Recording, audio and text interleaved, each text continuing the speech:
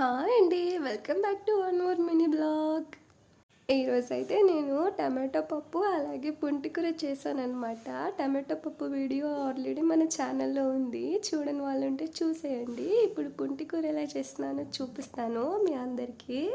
పుంటికూర అంటే ఇంట్లో ఉండే పెద్దవాళ్ళకి చాలా ఇష్టం కదా, చాలా ఇష్టంగా తింటుంటారు. ఇప్పుడైతే పుంటికూర ఎలా చేయాలో చెప్తాను, చూసేయండి.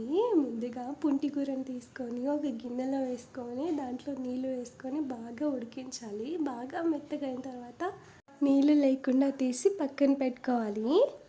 ఆ తర్వాత ఒక రోల్ తీసుకొని దాంట్లో పచ్చిమిర్చి, వెల్లుల్లిపాయలు అలాగే పుంటికూర వేసుకొని బాగా రుబ్బుకోవాలి. బాగా మెత్తగా అయ్యేంత వరకు రుబ్బుకున్న తర్వాత స్టవ్ పైన ఒక గిన్నె పెట్టుకొని దాంట్లో కొంచెం ఆయిల్ వేసుకొని ఆ తర్వాత కొంచెం ఆవాలు వేసుకొని ఆ తర్వాత పుంటికూర వేసుకొని బాగా కలుపుకోవాలి. ఆ తర్వాత ఉప్పు పసుపు వేసుకొని బాగా కలుపుకుంటే మన పుంటికూర రెడీ అయిపోతుంది. వీడియో నచ్చితే సబ్స్క్రైబ్.